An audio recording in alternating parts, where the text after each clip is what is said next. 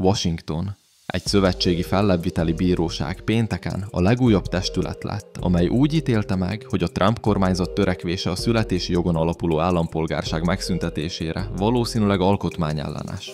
Egy 100 oldalas ítéletben az első körzeti fellebbviteli bíróság helyben hagyta a bostoni kerületi bíróság határozatát.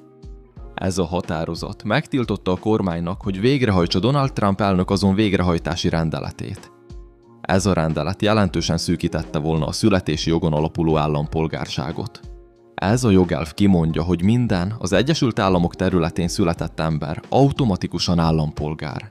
Függetlenül szüleik bevándorlási státuszától a fellebbviteli bíróság a felperes államok javára és a Trump kormányzat ellen döntött. Más, a születési jogon alapuló állampolgárság korlátozását támadó ügyek is eljutottak már a bíróságokra.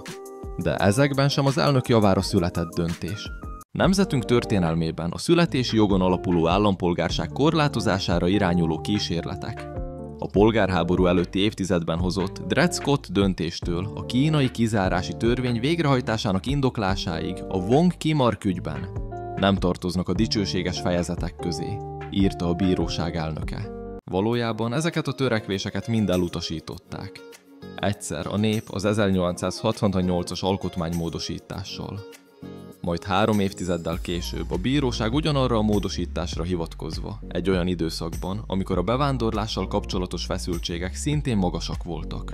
A történelem tanulságai tehát minden okot megadnak nekünk arra, hogy óvakodjunk attól, hogy most áldásunkat adjuk erre a legutóbbi kísérletre, amely szakítani akar bevett hagyományunkkal, miszerint elismerjük a születési jogon alapuló állampolgárságot, és az állampolgárságot a szülők cselekedeteitől tenné függővé, ahelyett, hogy minden, de a legritkább eset kivételével egyszerűen az Egyesült Államokban való születés ténye alapján járna.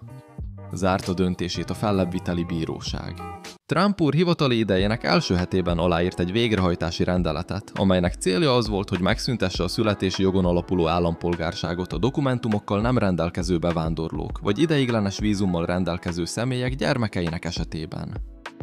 Az 1868-ban ratifikált 14. alkotmánymódosítást régóta úgy értelmezik, hogy automatikusan állampolgárságot biztosít gyakorlatilag mindenkinek, aki az Egyesült Államok területén születik, még akkor is, ha szüleik illegálisan vagy csak ideiglenesen tartózkodnak az országban.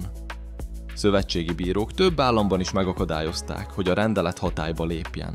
A Trump kormányzat a legfelsőbb bírósághoz fordult, hogy az vizsgálja meg Trump úr születési jogon alapuló állampolgárságot érintő végrehajtási rendeletének alkotmányosságát 2 különböző ügyben. Az egyiket 4 állam indította, a másikat pedig olyan szülők, akiknek gyermekei közvetlenül érintettek lennének a politikában. A születési jogon alapuló állampolgárság kérdése már az év elején eljutott a legfelsőbb bíróság elé, de az igazságügyi testület nem döntött az ügy érdeméről. Ehelyett korlátozta az alsóbbfokú bíróságok hatáskörét, amelyek országos szintű tiltó végzésekkel akadályozták volna Trump úr végrehajtási rendeletének alkalmazását.